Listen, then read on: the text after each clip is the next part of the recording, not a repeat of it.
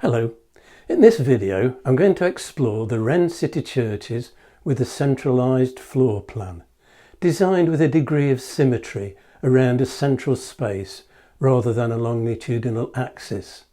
We've already seen an example in part 4 of this series at St Stephen, Walbrook. Of the other Wren City churches that fit a centralised plan model, 2 have been lost. St Benet Fink in Threadneedle Street had an unusual 10-sided floor plan to go with its unusual name. Benet is an Anglo-Norman rendering of Benedict. The dedication is to St Benedict of Nursia, founder of the Benedictine order of monks. Fink is believed to be the name of an early benefactor of the church, Fink or possibly Finch. Theologian, scholar and Cardinal John Henry Newman was baptised here. The Royal Exchange alongside, rebuilt after the Great Fire, burned down once again in 1838. St Benet Fink was then demolished to improve the site before redevelopment. Its demise is commemorated by a blue plaque on the commercial office building at number 1 Threadneedle Street.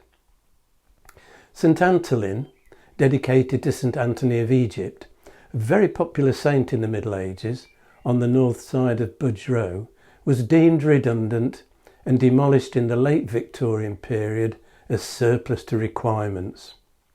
With the capital booming, surplus to requirements might seem counterintuitive, but although the population of London overall continued to grow at pace throughout the 19th century, the growth was in Greater London.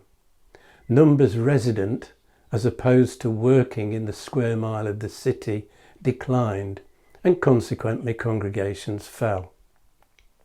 This engraving shows St Antholin's slender octagonal spire, one of Wren's handsome spires rising in good proportion, intended to be of sufficient ornament to the town. Budge Row largely disappeared along with St Antholin's church to allow improvements to be made to Queen Victoria Street. There's a reminder of the church on the south wall of St Mary Aldermary in Watling Street. The surviving Wren City churches with centralised plans include St Martin within Ludgate and the churches of St Anne and St Agnes in Gresham Street and St Mary at Hill in Lovett Lane off Eastcheap, both of which were rebuilt after damage during World War II, but to their original design.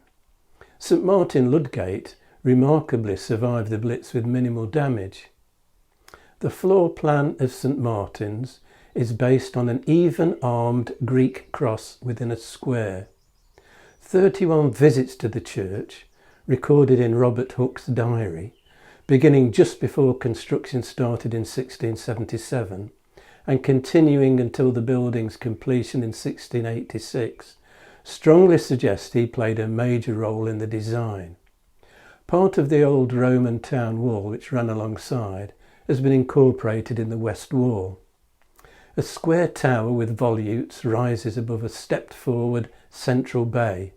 The square of the tower develops into an octagonal stage with a balconied dome and slender spire. Inside, the roof reflects the Greek cross within a square floor plan. Hooke also made several visits to St Anne and St Agnes, which shares with St Martin's a 3-bay cross within a square design. Built in brick, the north side and the tower have early 19th century stucco as a coating. The base of the tower survived from the pre-Great Fire church, above which a square timber-clad lantern was added. A central vault is supported by 4 Corinthian columns. Extensive bomb damage received in the Blitz destroyed the roof and the interior fittings. Apart from the reredos, most of the furnishings are items rescued from churches elsewhere.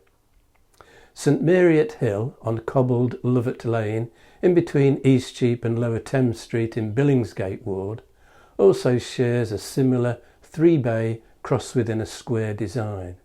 The central bay has a now blocked Venetian window. Much of the fabric in the lower part of the walls is medieval masonry, recycled from the pre-Great Fire building. A barrel vault and coffered dome are carried on 4 freestanding columns as at St Anne and St Agnes.